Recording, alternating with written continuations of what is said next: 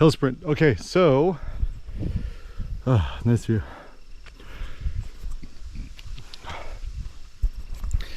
Vibram 5 fingers for the win. Right. Some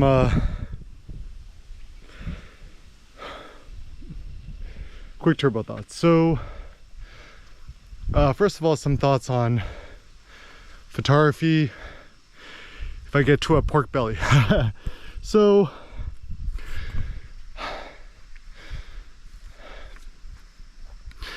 I think I might have been the first and only person to have theorized about this, where I do think that there is a link between what you eat, how you eat, what you drink, what you don't drink, and artistic and photographic productivity, and also artistry. So for example,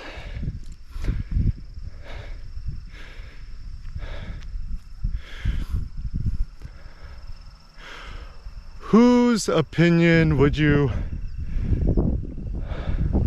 heed to more? Would you rather heed to the opinion of a skinny fat nerd who theorizes on the notions of cocoa masculinity, or would you rather put your faith in Thor, have Thor Bjornsson, I think, who could deadlift 501 kilogram, besting Eddie Hall's deadlift record? But anyways, so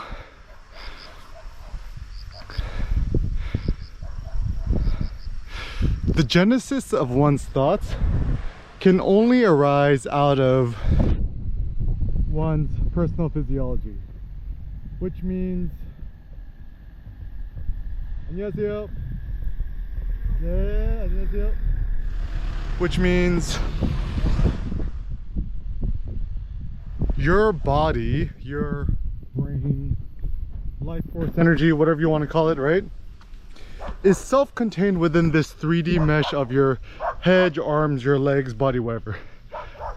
The notion of some sort of super external soul is, to me, kind of a nonsense, I think, actually. And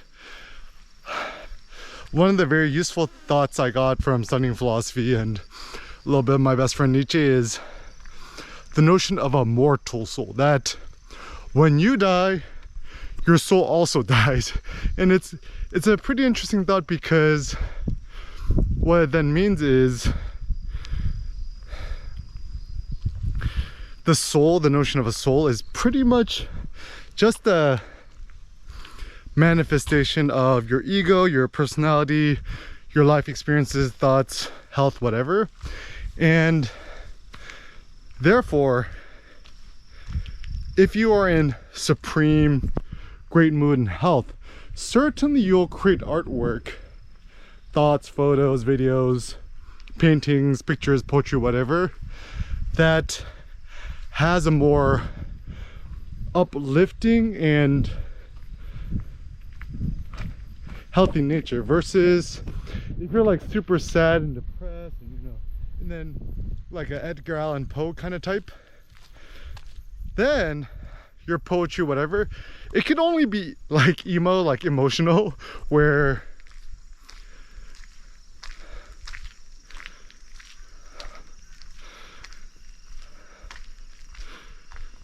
people with poor health can only create artwork with poor health. And I think actually the tricky thing with art is that art, it's infectious, either in a good way or a bad way. So for example, I mean, Nietzsche says music is the tonic, which uplifts our spirits and our mood and our strength, which I probably agree with, because if you think about it, even the ancient Spartans used to pound the drums and wear red capes or clothing, because it got their adrenaline, testosterone, whatever flowing, which kind of gave them the power, the strength, the chutzpah, the balls to go into battle, right? And so actually I think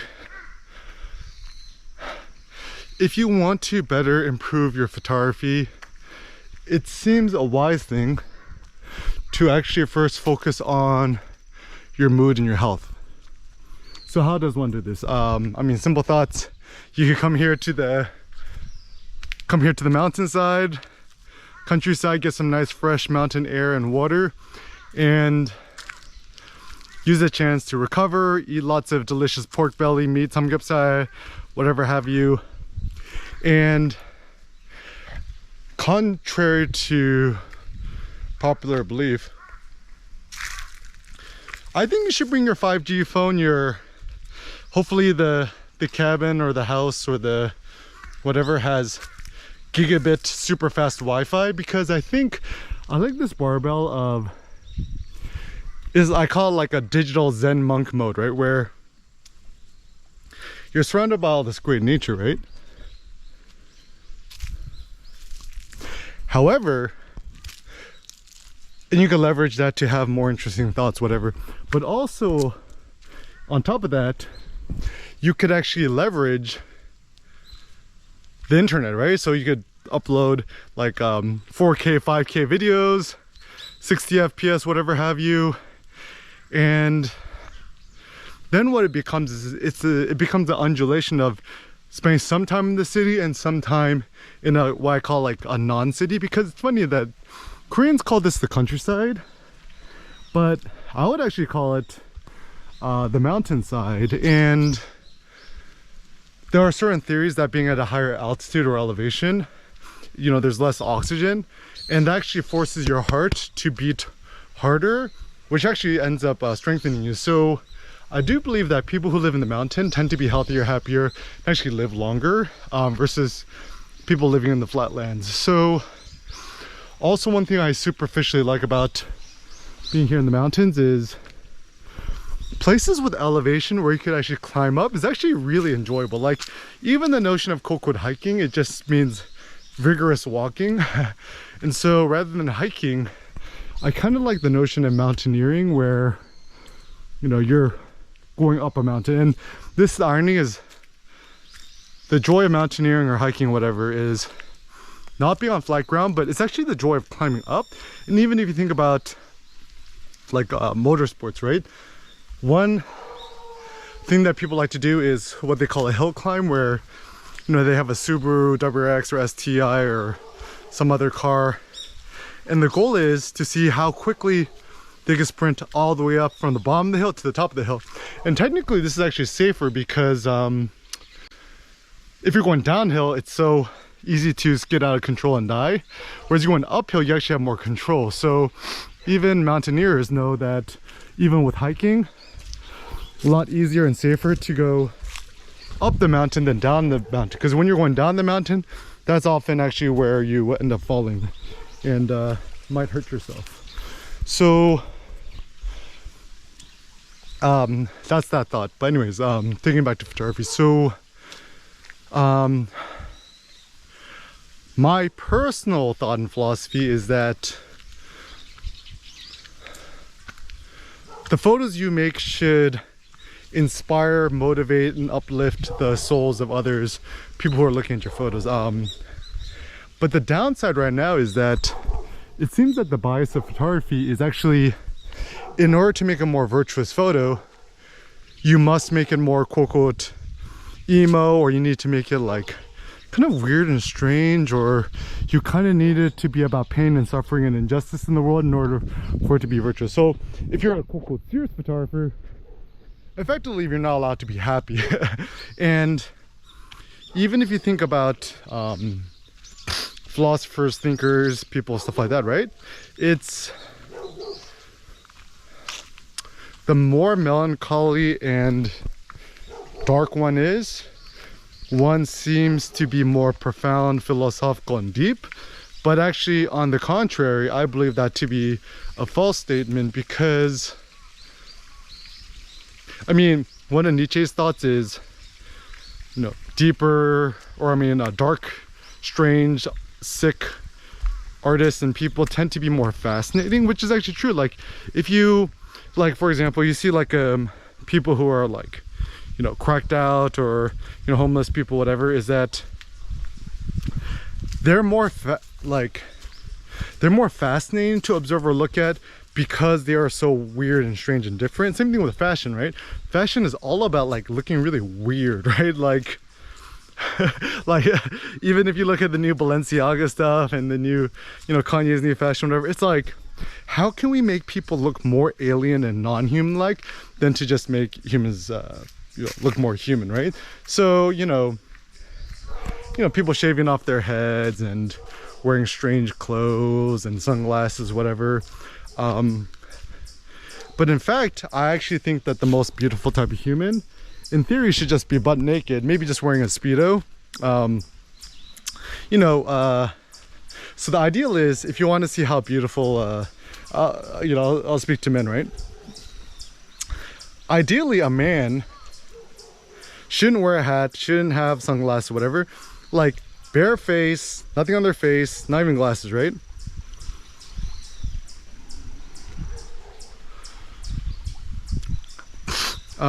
Not even glasses, some sort of nice haircut, whatever, and just be topless, pantless, shoeless, right? Kind of the way that bodybuilders pose, right? I think that's a nice idea, and therefore it then becomes the standard of beauty, or male masculinity, or male beauty, is that it's actually based on your body's physique and muscles, whatever. But anyways, so I've actually found that, even for myself speaking, I've actually become more courageous in street, like, certainly when I see something I want to photograph, I still hesitate and, sometimes feel scared, whatever. But I'm a lot less fearful now than I was in the past. And I think maybe it's because I've been getting into powerlifting, got my 551 pound deadlift, etc. And something about increasing your body's physical strength, I call it adrenaline management, is quite beneficial to photography and street photography. Because even so much of photography, right? Like, even if you're let's say a portrait photographer or a model photographer, whatever, right? It actually requires a lot of directing and engaging with the subject. Like actually, I would say 80% to 90% of a portrait photographer's or a model photographer's skill isn't actually their technical prowess. It's actually the way they're able to interact and engage with their subjects. So for example, Richard Avedon, he would often jump in the air and dance with his subjects, and he would know how to provoke a certain reaction out of them. And I think that's what made him such a great photographer. And so I think we should kind of go away from this Henri Cartier-Bresson like fly on the wall aesthetic, where it's like, the downside of Henri Cartier-Bresson, you watch his old documentaries on him, he's quite pretentious insofar much as he himself loved photographing people, but he himself didn't like being photographed. And I find the reason why this is so superficial and so contrary is that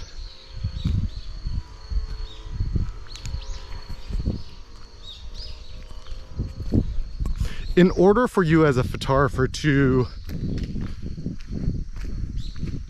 become the uber photographer or become the best photographer possible, you yourself must be comfortable being on both sides of the lens. So you must be comfortable photographing, and you also must be comfortable being photographed or being videoed, recorded, whatever. Simple thought suggestion, recording this on the GoPro Hero 10, the 11's out. Just turn off the LCD screen in the front and the blinking lights, and I'm just hand holding this. Like, there's no mount, there's no whatever, just use the standard stabilization, no external microphone. And the big benefit of this is that it allows you to speak and think more freely, because whenever I have a selfie video or blinking lights, it actually robs me of my focus. Even Nassim Taleb has this theory that the reason why public speaking is so bad is that when you're on stage and you have all these bright shining lights on your face and all these cameras on you, it actually does rob you of your focus and the stream of your thoughts. Even when I really need to focus at the gym and I'm attempting a new 1 rep max that I've never done in my deadlift, squat, whatever, I actually don't record it, because like if I'm trying to do a new PR for a deadlift or a squat or whatever and I've never attempted it before, even if there's a 1% distraction, if I'm just thinking back in my head that, oh, is my GoPro at the right angle, am I gonna capture the right whatever, or I become conscious of the camera, it prevents me from doing 100% force output and just being really focused on the moment. Similarly speaking, think about it this way: if you had a Porsche 911 GT3 RS, the new one, right, and you're trying to do a new Nuremberg record, right, are you gonna be texting while driving? Probably not, right? And similarly speaking, the funny thought I had was, even parenting, whatever, being with your kid, ironically enough, if you want to become more present with your kid, the way to do that is kind of doing more quote-unquote dangerous stuff with them, because if there is an element of danger, you can't just be like on your phone, because there's a chance your kid might be hurt. However, this is the downside of taking kids to a playground, that it's quote-unquote safe, right? Parents just doing whatever random stuff on their phone. But actually, I don't trust playgrounds, because actually they're far more dangerous, insofar much as, like, even in America, right, like slides often break. One of the big benefits of being in Phnom Penh, Cambodia, right, where there's like this Wat Botem Park across our hotel, it's like so ratchet. Like there's like all these holes and things are broken and stuff like that. And so it encouraged me to be more present with Sen, because I didn't want him to seriously injure himself. So I would just encourage you to take your kid to the mountains and go hiking and stuff like that. And if the kid falls, it's all good, right? But anyway, so that's one thought. Another thought I had too was about samgyeopsal, pork belly. So I'm like, why is it that Koreans love to eat pork belly, samgyeopsal, right? And it's called samgyeopsal because sam is sam 3, gyop maybe means a belly, and sal means like flesh. Even in Vietnamese, it's a ba jit heo, ba multi ba 1 2 3 in Vietnamese. Jit maybe means stomach, heo is pig. So it's kind of like pork belly tends to have 3 lines of fat, and so, or flesh, who knows. And I think it's the distribution of fat and meat, lean meat, which makes it so delicious, especially if you pan fry it. But then something that's kind of on my mind, like I might be just superstitious about this, but I'm just like, can I not digest pork that well? Like, is it easier to digest beef? And I'm just thinking, I'm like, but it seems like Korean people have been eating pork or samgyeopsal for a long time, or semi long time, so it should be okay. But then how much of this is just kind of a financial issue, where Koreans would prefer to eat beef, but beef is way more expensive, right? So samgyeopsal tends to be this best like bang for the buck. It's relatively inexpensive and it just tastes really delicious. And it's become this cultural meme that ajishis, like older middle-aged men, will drink it with soju, which is the the Korean vodka essentially. And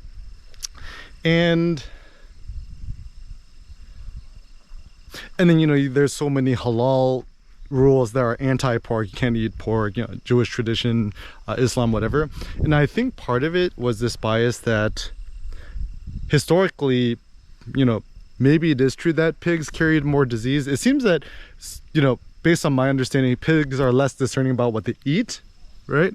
Is a thought. And even if you think about the ancient Greeks, right? Whenever after they battled, you just read the Iliad, right? They loved to feast on oxen. Even a hectocomb is sacrificing 100 oxen for the gods. Never pork or swine or the bristled pork, whatever. And so one of my theories is actually maybe beef, and also it's redder, right? It's got more myoglobin. Perhaps that is the thought that it has a higher nutritional density, because even if you like a pork or pork belly, it's kind of more pink, it's not really red. And even in South America, they don't consider chicken meat, right? There's a funny story of my friend Tim Flanagan, who's, you know, he's like, he goes to this village in South America somewhere, and he's like, oh, you know, I'm vegetarian, I can't eat meat. They're like, oh yeah, okay. And they cook him up some food he's eating. He's like, oh, what is this? He's like, oh, it's a chicken soup, right? It's just like, you know, chicken ain't meat, right? But anyways, I do like this idea that the more buff and swole you get, it will help you become more artistically productive, creatively productive, more turbo thoughts. But ultimately, what you decide to eat, what you decide not to eat, it's a personal preference. You know, you might have some strict religious observances, you might have some more philosophical, ethical ones. Honestly, it's all good. But I would say keep experimenting with how you eat. Like, I only eat one big meal a day, no breakfast, no lunch, just massive dinner, you know, Ramadan style every single day, and it works well for me. And yeah, just keep experimenting until you go find yourself to have the maximum vigor.